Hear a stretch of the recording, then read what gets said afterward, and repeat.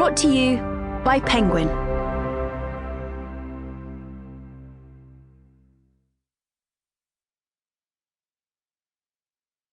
A Resistance of Witches by Morgan Ryan. Read by Grace Gray. For Matt, who held the door open long enough for me to walk through. The High Priestess. 1.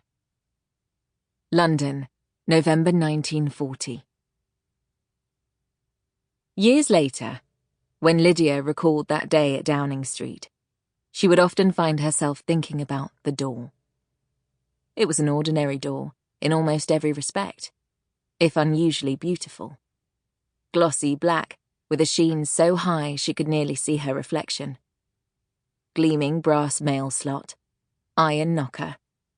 The number 10 painted with the 0 at a slightly whimsical tilt. And yet, to Lydia, there was something enchanted about it as well.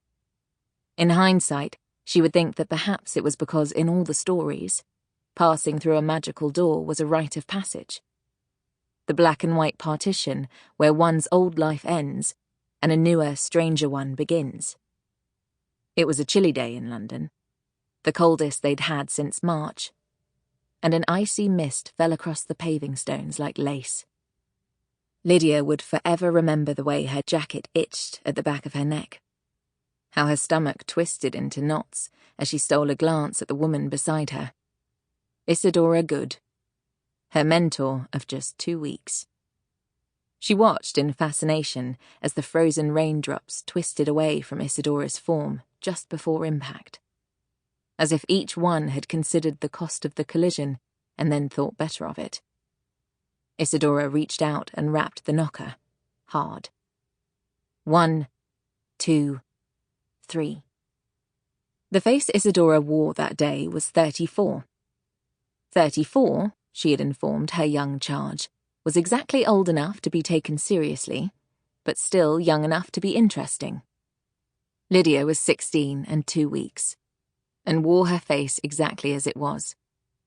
By graduation, she would master the art of glamouring her features, making herself appear pink-cheeked and button-nosed, a sweet rose of a girl like so many of her classmates, instead of skinny, pale and hawkish.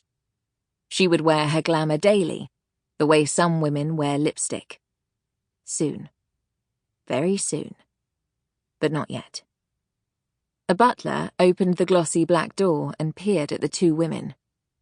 "Miss Isadora Goode and Miss Lydia Polk, to see the Prime Minister," Isadora said briskly.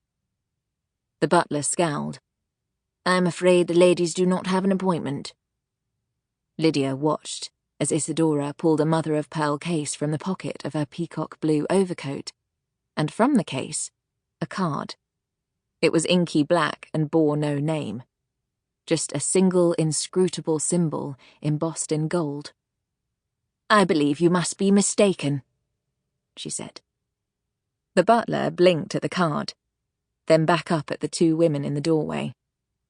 He appeared momentarily confused, then seemed to remember himself. "Yes, of course. The Prime Minister has been expecting you." He looked surprised as the words fell out of his mouth, as if they'd been spoken by someone else.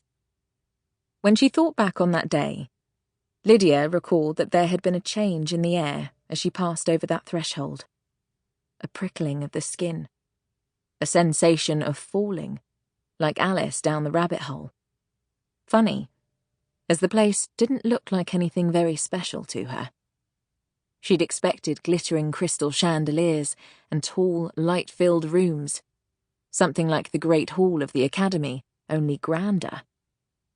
Instead, it was rather drab and smelled of cigars. The windows had been fitted with blast-proof shutters that blocked out the light, and there was an abandoned quality about the place. Above her head, the electric candlesticks in the light fixture gave off a faint hum. "Miss Polk, do stop goggling." Isadora frowned as the butler disappeared with their coats. Lydia. Sample complete. Ready to continue?